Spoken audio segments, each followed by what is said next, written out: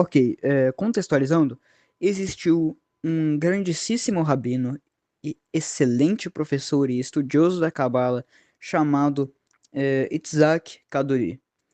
Ele era sefradita, enfim, e tem uma história muito interessante sobre ele. Ele tinha bastante seguidores, mas eu não vou ficar aqui contando a história dele em si, mas eu vou falar apenas sobre um ponto da vida dele que as pessoas afirmam que supostamente provaria o cristianismo.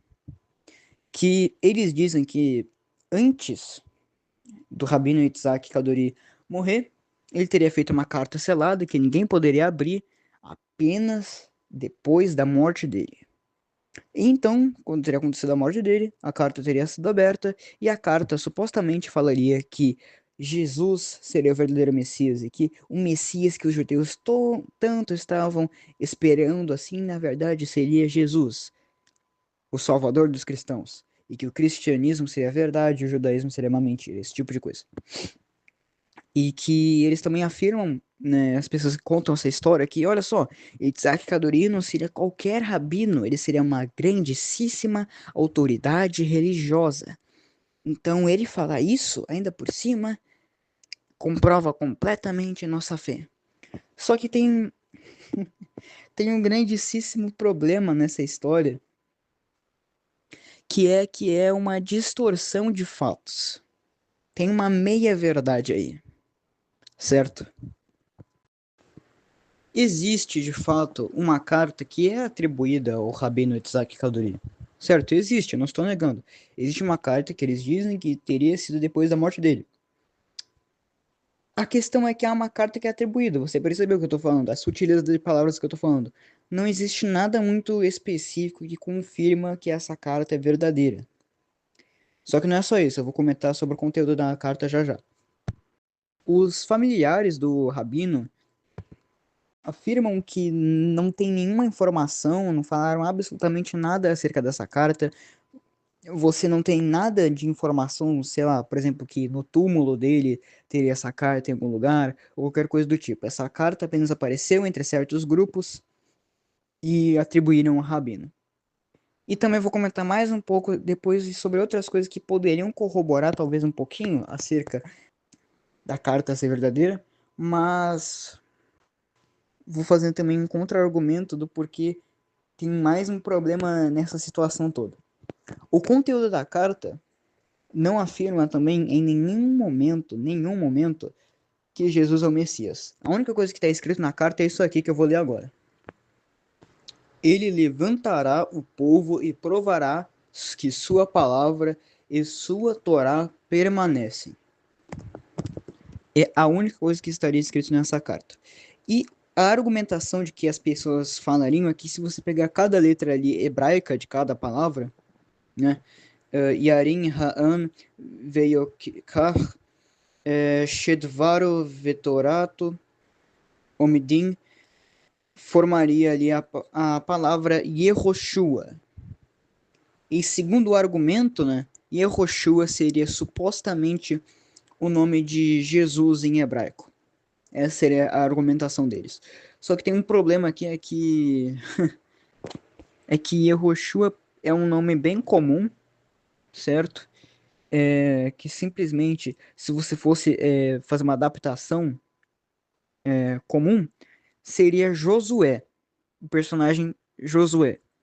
E para ser Jesus, deveria ser, sei lá, alguma outra transliteração, tipo Yeshu ou Yeshua, né? Mas não, era Yehoshua. É diferente. Pode parecer, mas é diferente, ainda assim.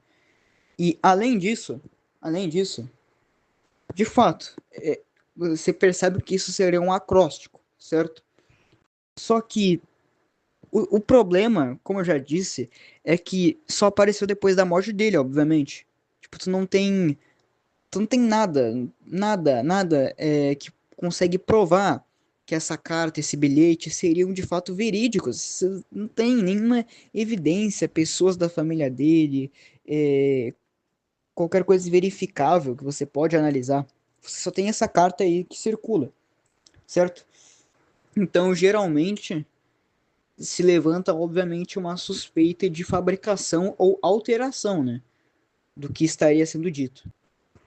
Então não tem absolutamente nada específico que diga, Jesus ali. Não, é Yehoshua.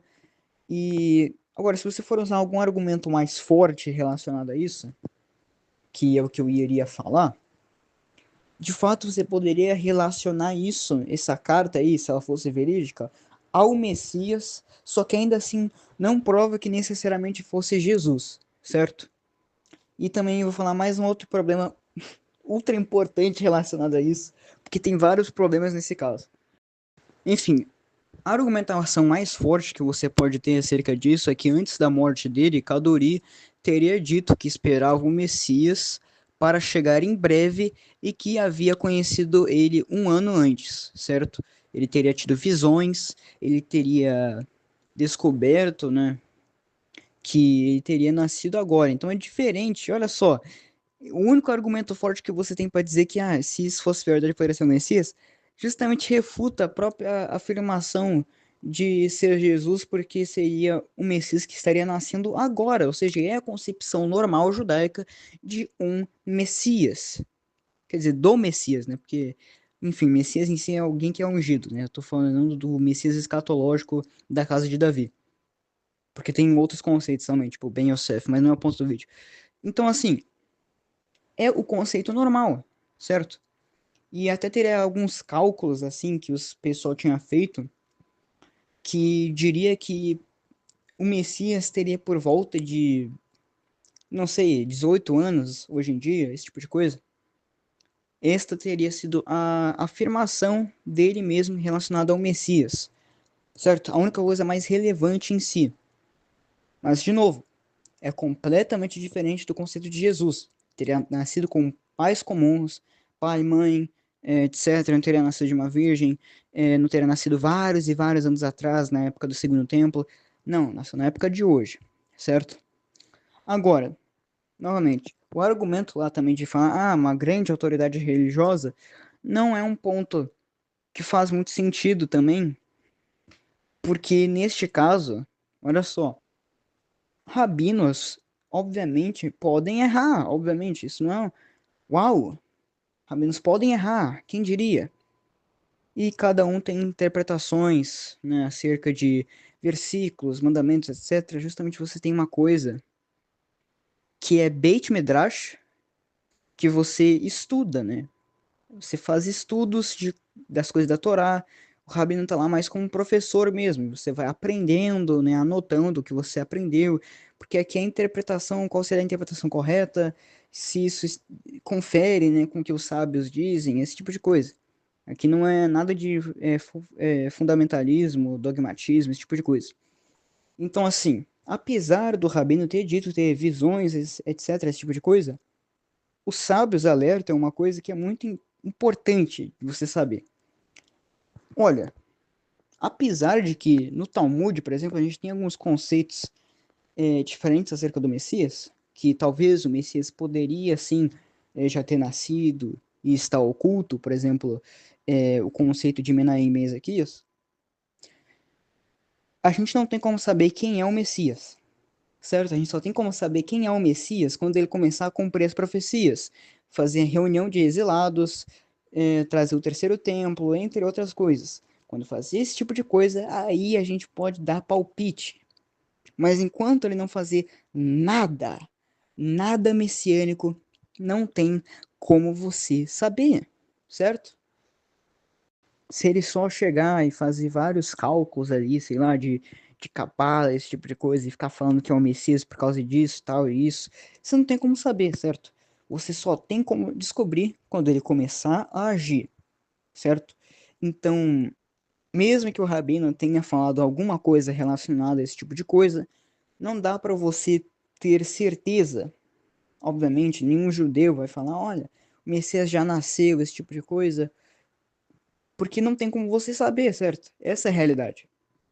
E esse caso me lembra de uma coisa muito interessante.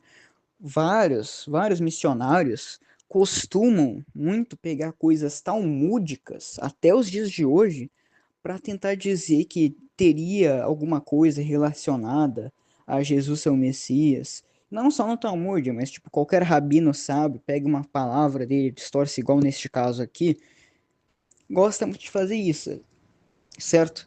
Tanto que eu até vejo alguns argumentando que, no Talmud, em Sanhedrin 98b, diria que o Messias está relacionado a Isaías 53, esse tipo de coisa. Que não é de hoje, certo? Essas argumentações relacionadas ao Talmud e os sábios, rabinos, etc., tem, sei lá, terem afirmado em algum momento que Jesus é o Messias, já vem desde bastante tempo atrás. Um exemplo interessante é a disputa de Barcelona, que teria sido uma disputa interreligiosa, certo? Entre, entre Naquimânides e um, e um convertido ao cristianismo que anteriormente era judeu, que eu não vou me lembrar o nome direito dele, mas era alguma coisa Victor Cristiani, era alguma coisa assim, eu não me lembro direito, certo? Desse detalhe. Mas fato é que várias coisas que ele argumentava era falando que o Talmud diria que Jesus é o Messias, esse tipo de coisa. Só que Naquimanides refutou, obviamente, por motivos óbvios, certo?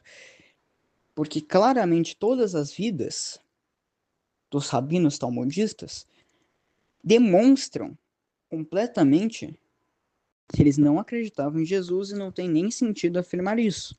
Até porque, se você for ver os conceitos de Messias que eles debatiam, né, também em Sanhedrin 98b, que as próprias pessoas tentam afirmar que falaria sobre, supostamente diria que o Messias tem algo relacionado a Isaías 53. Só que na verdade diz outra coisa relacionada aos exilados, mas eu não vou fazer uma argumentação agora porque não é muito assunto do vídeo. Na, tanto naquele tratado mesmo, você tem ali ideias que eles não falam, eles debatem os nomes, qual que poderia ser o nome do Messias. Que eles não sabiam, né?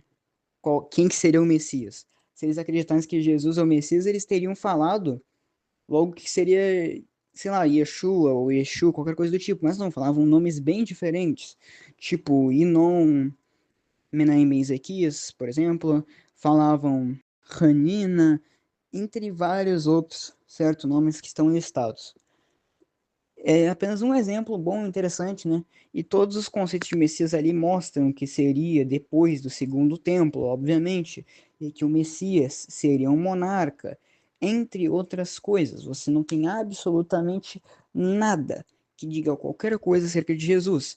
E se de fato, eu vou até utilizar o argumento do próprio Nachmanides, se de fato eles acreditassem em Jesus como Messias, por que que eles então não eram cristãos? Porque eles não seguiam as práticas cristãs e continuavam tendo as práticas judaicas de vida, guardando o Shabat, etc., entre outros costumes. Se supostamente Jesus, que é o Messias dos cristãos, seria o Messias para eles. Certo? Essa foi a argumentação dele. E foi uma ótima argumentação, excelente. Ele também tinha mostrado outros pontos interessantes. Então, esse tipo de coisa não é de hoje já. O pessoal já utiliza esse tipo de argumento faz muito tempo. Muito tempo.